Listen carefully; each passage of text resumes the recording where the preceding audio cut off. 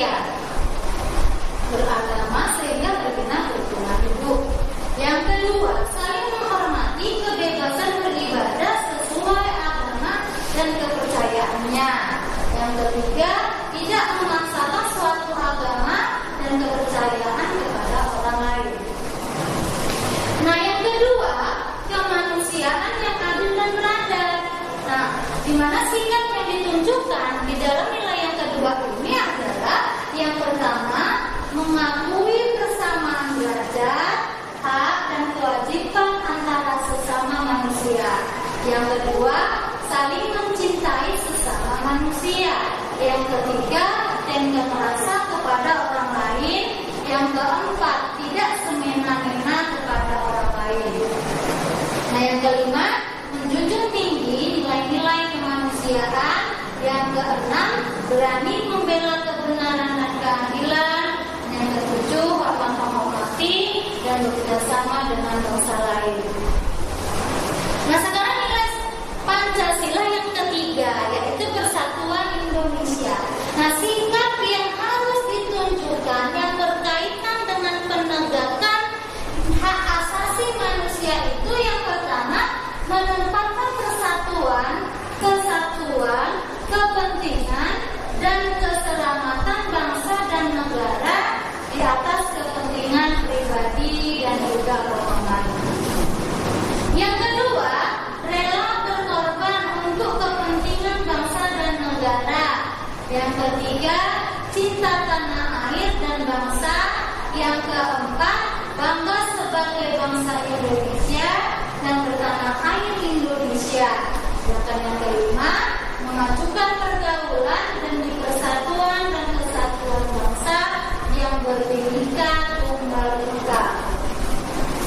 Nah, kemudian yang keempat kerakyatan yang dipimpin oleh hikmat kebijaksanaan dalam permusyawaratan. Nah, ini sikap yang harus ditunjukkan adalah yang pertama, mengutamakan kepentingan negara dan masyarakat. Yang kedua, tidak memaksakan kehendak kepada orang lain. Yang ketiga, mengutamakan musyawarah dalam mengambil keputusan. Kemudian, menerima dan melaksanakan setiap keputusan musyawarah. Kemudian, mempertanggungjawabkan setiap keputusan musyawarah secara moral kepada Tuhan yang Maha Esa. Nah, sekarang yang kelima. Nah, sila yang kelima ini, nah di mana sikap yang harus ditunjukkan adalah yang pertama, menjaga keseimbangan antara hak dan kewajiban. Kemudian yang kedua, menghormati hak-hak orang lain. Yang ketiga, suka memberi pertolongan kepada orang lain, menjauhi sikap pemerasan kepada orang lain, menjauhi sikap poros dan hidup mewah, rela bekerja keras, menghargai hasil karya orang lain. Nah, sekarang kita masuk kepada kasus pelanggaran hak asasi manusia. Nah, kasus pelanggaran hak asasi manusia yang pertama, penyebab pelanggaran hak asasi manusia. Jadi ada sebab-sebab terjadinya pelanggaran hak asasi manusia itu. Yang pertama sebabnya adalah faktor internal.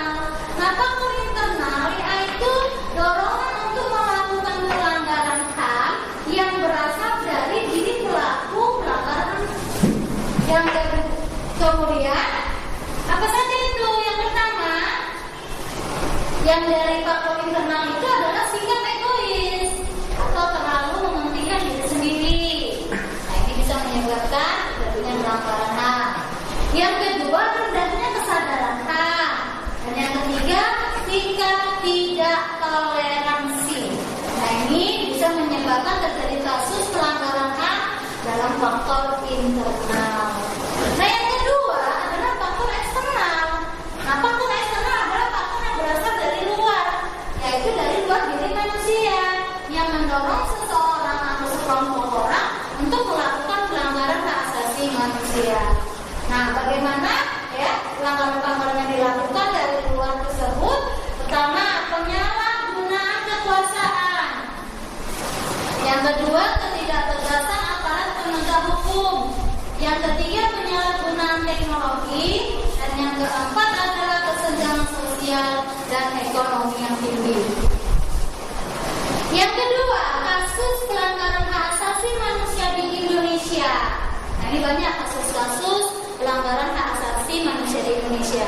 Ada kasus Tanjung Priok, ada penembakan mahasiswa Trisakti, kemudian kasus daripada tragedi Semanggi 1 dan Semanggi 2, dan masih banyak lagi kasus-kasus yang terjadi di Indonesia, baik itu pelanggaran HAM berat ataupun pelanggaran HAM yang kecil.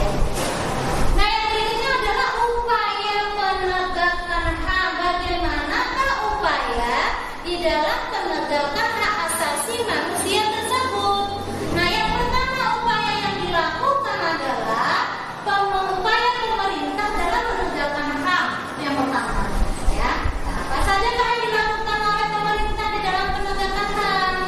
Nah, Idris Afandi dan Karim Suryadi menegakkan bahwa bangsa Indonesia dalam proses penegakan HAM sangat mempertimbangkan dua hal. Pertama, kedudukan negara Indonesia sebagai negara yang berdaulat baik secara hukum, sosial maupun politik harus dipertahankan dalam keadaan apapun sesuai dengan prinsip-prinsip yang dianut Piagam PBB. Nah, kemudian yang kedua, dalam pelaksanaannya pemerintah harus tetap mengacu kepada ketentuan hukum internasional mengenai HAM, kemudian menyesuaikan dan memasukkannya ke dalam sistem hukum nasional. Nah, pemerintah Indonesia dalam proses penegakan hak asasi manusia ini telah melakukan langkah-langkah yang strategis. Di antaranya adalah yang pertama itu adalah pembentukan Komisi Nasional HAM atau disingkat dengan Komnas HAM. Nah, Komnas HAM dibentuk 7 Juni 1993 melalui Kepres nomor 50, ya, melalui Kepres nomor 50 tahun 1999. Nah, Komnas HAM selanjutnya diatur dalam Undang-Undang RI nomor 39 tahun 1999 tentang HAM pada pasal 75 sampai dengan pasal 99. Nah, Komnas HAM beranggotakan 35 orang yang dipilih oleh DPR berdasarkan usulan Komnas HAM dan ditetapkan oleh Presiden. Masa jabatan Komnas HAM 5 tahun. Nah, dapat diangkat kembali hanya untuk 1 kali masa jabatan. Jadi hanya bisa 1 kali, ya. Komnas HAM mempunyai wewenang pertama melakukan perdamaian pada kedua belah pihak yang bermasalah. Yang kedua, menyelesaikan masalah secara konsultasi maupun negosiasi. Yang ketiga, menyampaikan rekomendasi atas suatu kasus pelanggaran HAM kepada pemerintah atau DPR untuk ditindaklanjuti. Yang keempat, memberi saran kepada pihak yang bermasalah untuk menyelesaikan sengketa di pengadilan. Nah, kemudian yang kedua, kalau tadi sudah Komnas HAM, sekarang yang kedua adalah pembentukan instrumen HAM. Nah, instrumen HAM biasanya berupa peraturan perundang-undangan. Nah, ada peraturan perundang-undangan yang dibentuk untuk mengatur masalah HAM adalah sebagai berikut.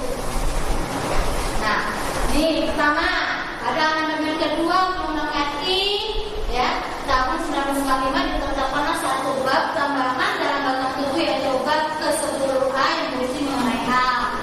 Kemudian bab MBR yaitu nomor 17 MPS 1998, Piagam HAM Indonesia tahun 1998, Undang-Undang RI nomor 39 tahun 1999 tentang HAM, Perpu nomor 1 tahun 1999 tentang pengadilan HAM, yang kemudian menjadi Undang-Undang RI nomor 26 tahun 2000 tentang pengadilan HAM. Yang kelima, peraturan perundang-undangan tentang perlindungan anak, yaitu Undang-Undang RI nomor 3 tahun 1997, Undang-Undang RI nomor 3 tahun 2002, dan Undang-Undang RI nomor 11 tahun 2012. Masih ada lagi perundang-undangan yang lainnya. Nah, C, pembentukan pengadilan HAM. Yang ketiga, pembentukan pengadilan HAM. Nah, pengadilan HAM dibentuk berdasarkan Undang-Undang RI nomor 26 tahun 2000. Nah, pengadilan HAM adalah pengadilan kasus terhadap pelanggaran HAM berat yang diharapkan dapat melindungi HAM baik perorangan maupun masyarakat. Nah, pengadilan HAM bertugas dan berwenang memeriksa dan memutuskan perkara pelanggaran HAM yang berat.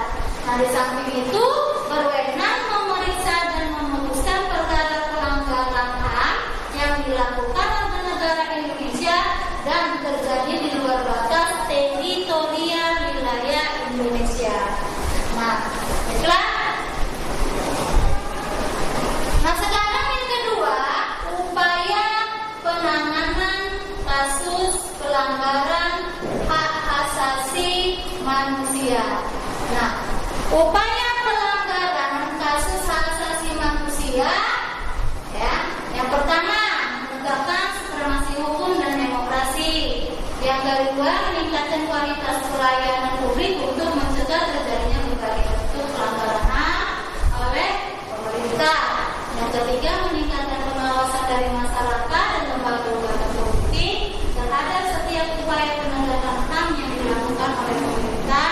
Dan yang keempat, meningkatkan penyebar luasan prinsip-prinsip HAM kepada masyarakat melalui lembaga-lembaga pendidikan formal maupun non formal. Meningkatkan profesionalisme lembaga keamanan dan pertahanan negara. Yang kelima, meningkatkan kerjasama yang harmonis antara kelompok atau lembaga dalam masyarakat masing-masing. Nah, bagian B, membangun harmonisasi hak dan kewajiban asasi manusia.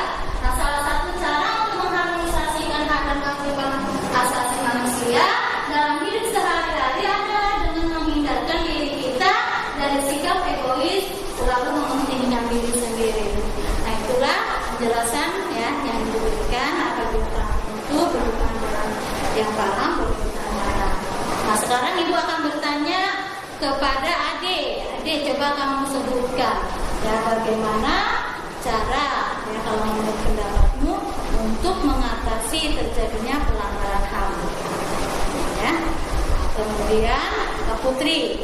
Nah, Putri, menurut pendapatmu itu ya bagaimanakah ya kita itu di dalam kehidupan sehari-hari untuk melaksanakan ya kewajiban kita di dalam keluarga kita, apa saja yang harus kamu laksanakan di dalam melaksanakan kewajiban tersebut. Oke, terima kasih.